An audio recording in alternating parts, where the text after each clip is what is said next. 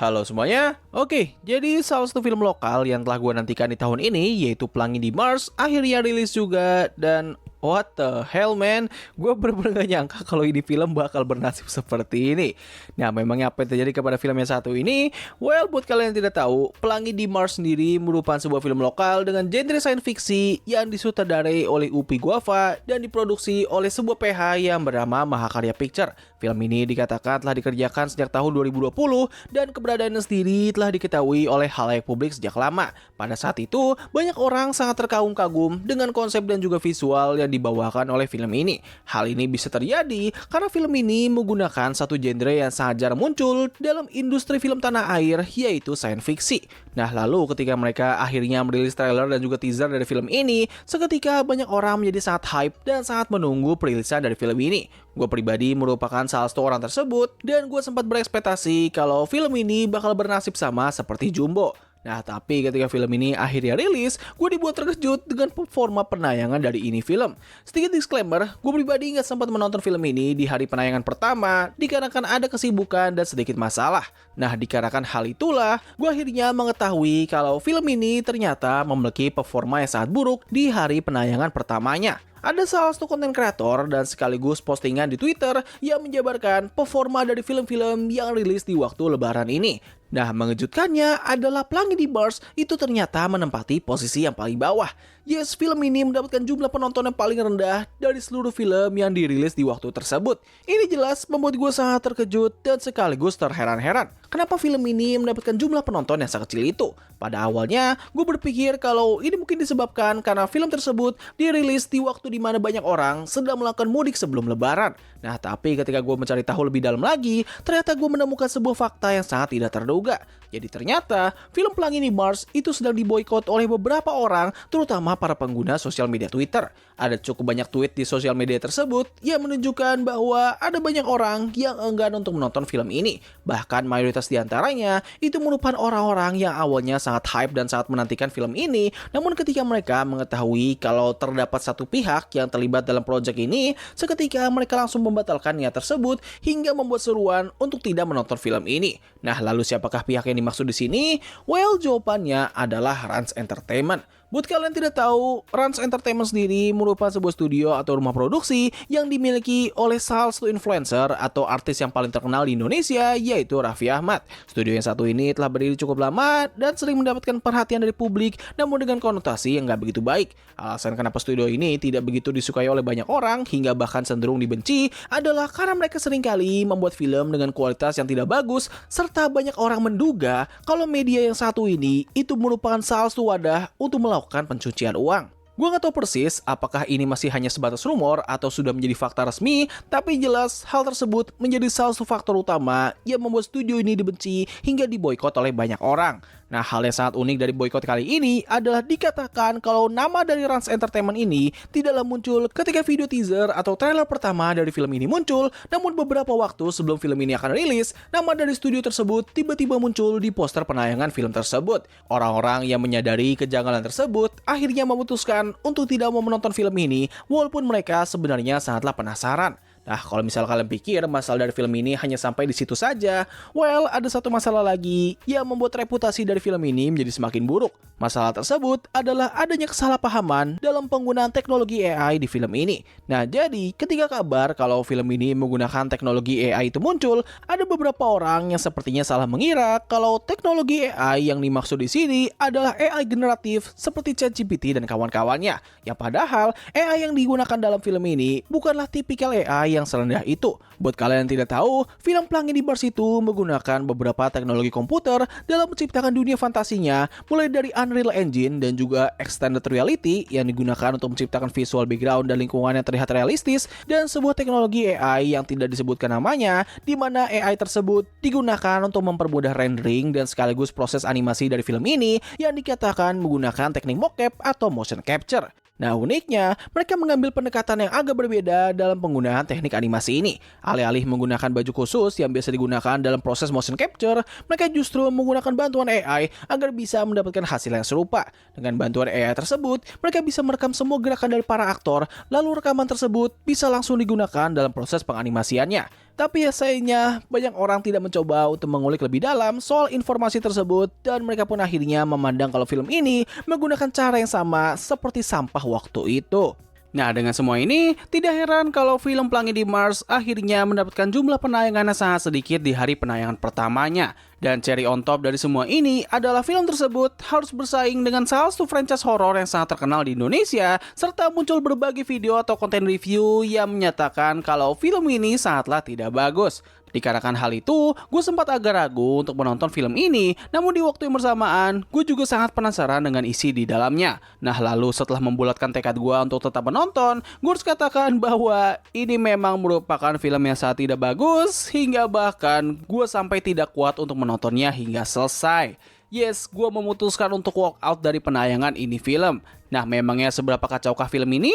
Well, bisa dibilang hampir semua aspek dari film ini sangatlah bermasalah. Mau itu cerita, penulisan karakter, hingga bahkan kualitas visual dan juga animasinya. Kalau dari segi visual dan juga grafik, harus gue akui bahwa film ini memiliki beberapa adegan yang terlihat cukup indah dengan visual lingkungan yang terlihat cukup realistis dan juga imersif. Nah, tapi yang menjadi masalah dari aspek ini adalah gue nggak merasakan nuansa dari planet Mars sama sekali. Lingkungan di film ini masih terlihat seperti padang gurun yang ada di planet bumi. Nggak begitu banyak hal yang bisa membuat gue merasa sangat yakin kalau latar tempat di film ini merupakan planet Mars. Banyaknya tempat penelitian yang terbengkalai dan barang rongsokan di mana-mana justru malah membuat gue merasa kalau film ini lebih cocok sebagai film yang bertemakan post-apokaliptik di planet bumi. Nah, kalau dari segi animasi, bisa dibilang aspek yang satu ini sangatlah tidak konsisten. Grafik dan pergerakan dari para robot yang menemani sang MC itu terkadang terlihat sangat halus dan terkesan cukup nyata. Nah, tapi di waktu yang lain, mereka justru malah terlihat sangat kasar dan seperti efek CGI yang murahan. Nah, kalau dari segi cerita, menurut gue film ini memiliki potensi yang sangat besar untuk menjadi sebuah cerita petualangan yang sangat menarik, tetapi itu semua harus dihancurkan oleh momen eksplorasi yang sangat soulless. Film ini seolah-olah seperti berusaha untuk menghadirkan sebuah cerita petualangan yang dapat menyorot keindahan dari dunia di film ini.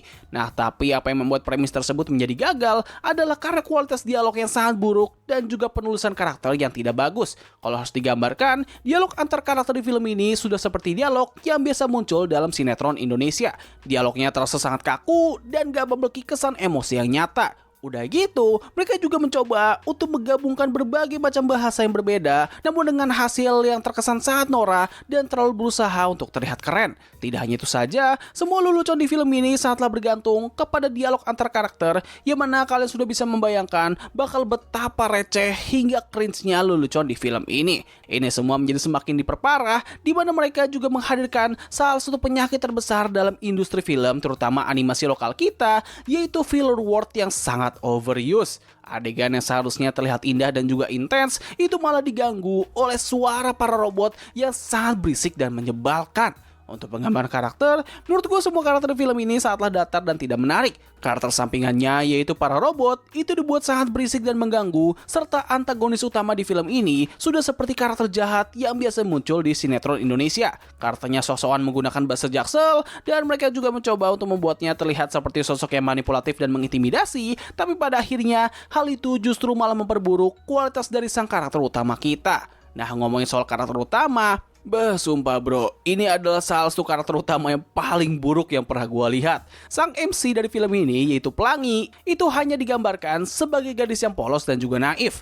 Karakternya ini benar-benar gak memberikan hal yang menarik sama sekali, selain digambarkan sebagai seorang gadis yang melihat segala hal dengan sudut pandang yang positif tanpa adanya sedikit keraguan ataupun prasangka. Ini semua seharusnya gak menjadi masalah kalau dari awal cerita, ia diajarkan oleh ibunya untuk selalu menjadi sosok yang baik dan peduli kepada semua orang. Tapi nyatanya, ia malah diajarkan untuk selalu waspada dan tidak boleh mudah percaya kepada siapapun. Dengan background yang seperti itu, cerita dari film ini seharusnya bisa mengarah ke bagaimana si Pelangi yang bisa melihat sisi lain dari para robot yang ia temui setelah sebelumnya ia selalu merasa skeptis dan waspada kepada mereka semua. Tapi sayangnya, cerita dari film ini malah menunjukkan kepada kita bagaimana si Pelangi yang bisa mudah percaya kepada semua orang hingga bahkan ia langsung percaya terhadap sosok antagonis utama di film ini yang padahal ibunya dan juga robot yang selalu menemaninya yaitu Batik itu selalu memperingati Pelangi soal bahaya dari mereka semua. Dan lu mau tahu apa? Ada satu momen di mana Pelangi itu tiba-tiba malah berkonflik dengan robot yang selalu menemaninya selama ini.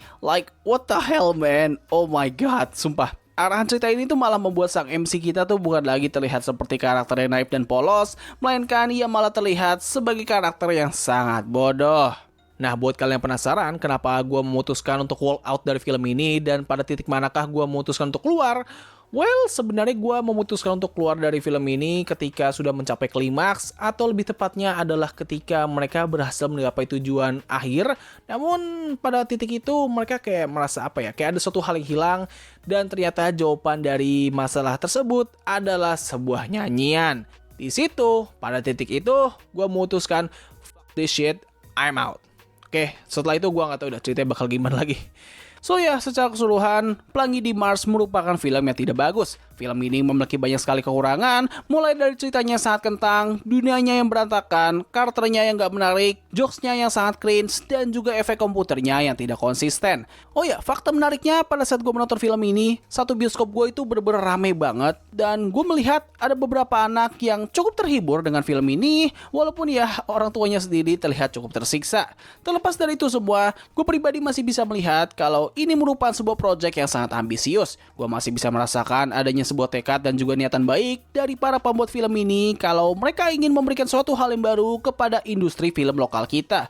Ya, gue harap film ini bisa menjadi pembelajaran lah untuk para PH di luar sana untuk bisa lebih memperhatikan lagi kualitas naskah dari film yang ingin mereka buat. Ya, semoga saja semua teknologi ataupun teknik animasi dan juga visual yang digunakan oleh film ini dapat digunakan kembali kepada proyek film kedepannya nanti dengan eksekusi yang lebih baik. So, mungkin sih bisa gue bahas pada video kali ini. Tulis pendapat kalian mengenai film yang satu ini di kolom komentar di bawah. Apakah kalian sanggup untuk menonton film ini secara full atau kalian memutuskan untuk tidak menontonnya? Tulis pendapat kalian. Jadi terima kasih atas waktu yang telah kalian luangkan untuk menonton video gue. Gue undur diri, sampai ketemu lagi di video selanjutnya. Bye!